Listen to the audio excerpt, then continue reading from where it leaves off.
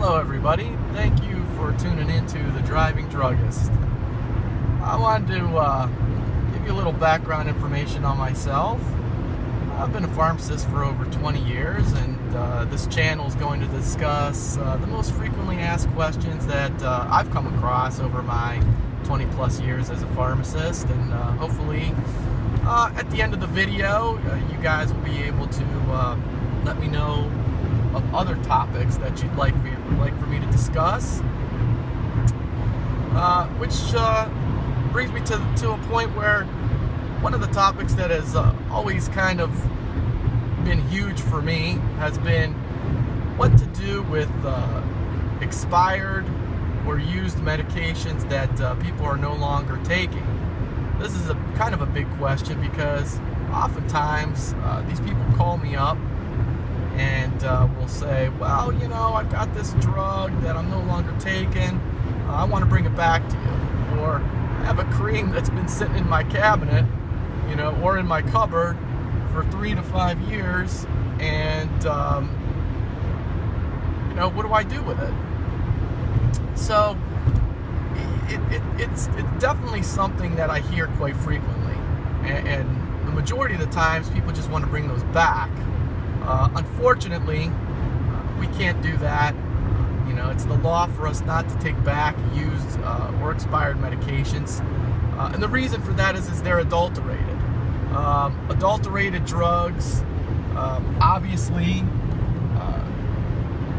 can't be redispensed, so we need to make certain that they're quarantined off, if we ever do have any of those, and sent back properly. So the majority of pharmacies, 99.9% of them, will not even take back, you know, medications that you already got from them and that are old or expired.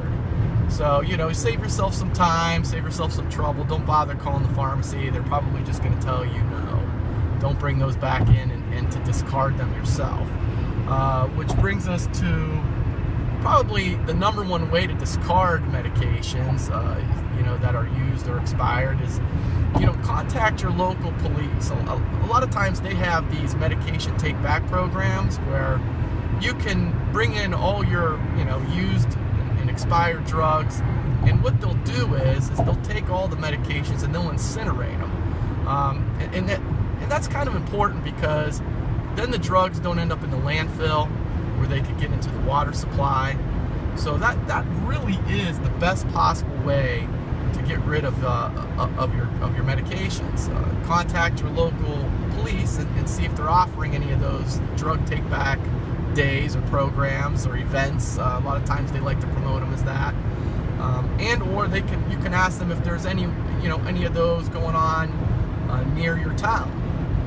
If that's unavailable to you, the second best way to do it is to remove all of your private health information, you know, all the labels from your bottles, anything that contains your address, the drug you're taking, any of that stuff needs to be removed so that you don't, you know, share it with your neighbor. God forbid, you know, Jim Smith next door happens to run across a medication for your valcyclovir, or your you know, sildenafil for erectile dysfunction.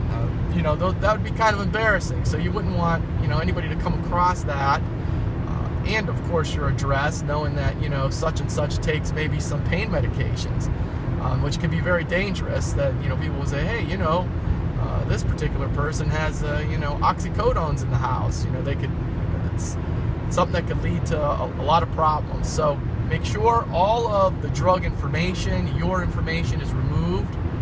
Package it discreetly in a box and throw it out with your trash.